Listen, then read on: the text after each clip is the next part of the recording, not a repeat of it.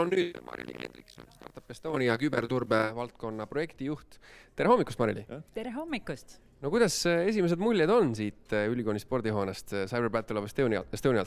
No ülivinged. Ma võiks ütelda, et see on kindlasti aastas suurim üritus noortele küberi valdkonnas, aga samas ka nagu selline mõnus kirss aasta lõpuks kõikidele valdkonna tegijatele.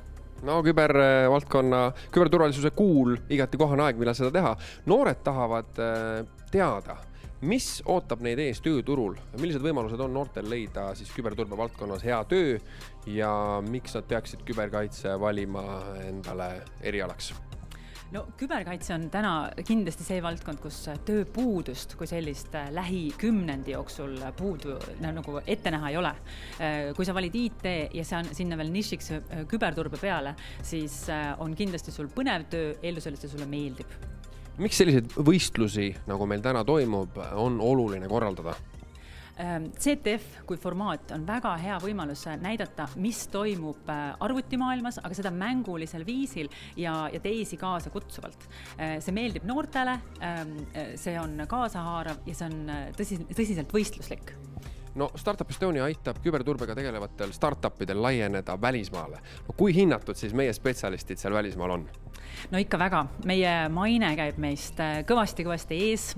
Kõigile tundub, et kui on küber, siis Eesti on nagu hiiglama suur riik, kus on talente nagu lõpmatu hulgal. Aga meie küberturbe sektori iseloomustamiseks ma ütlen nii, et meil on täna 60 küberturbe startupi. Meil sektoris töötab 500 inimest ja meie sektori tugevusteks on identiteedi lahendustega seotud tooted-teenused ja tegelikult see samane hariduse formaat, siis kuidas õpetada noori küberturbe spetsialistideks. No mida me peaksime tegema lisaks sellisele üritusele, mis meil pool aastat kestab alates eelvoorudest, bootcampidest kuni siis tänase finaalini välja? Mida veel teha, et noori köita sellise mängulisusega siia küberturvalisuse valdkonda? No see formaat on väga hea, eriti arvestades, et see pakub pooleks aastaks noortele tegevust.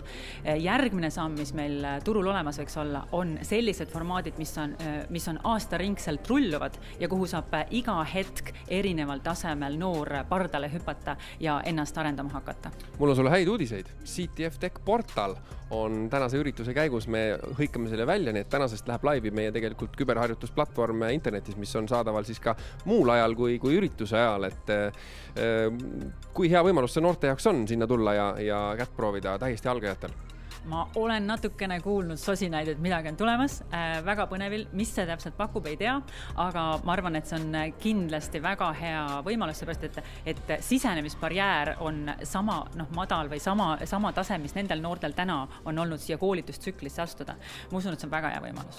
Head palgad, oluline roll ühiskonnas, üleüldiselt sellise küberturbe ja häkkimise valdkonnaga käib ju teatav selline coolness ju kaasas. Miks veel peaks üks noor minema just IT-d õppima? IT on kindlasti tuleviku valdkond, seal on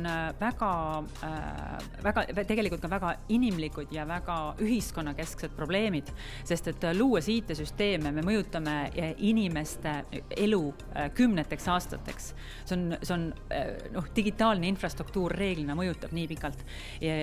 See on ka sellise eetilise häkkimise ja nagu politsei teemadega kokkupuudet selles mõttes, et sa teedki head samavõrd nagu politseinik näiteks või tuletõrje, aga sa teed seda läbi arvuti.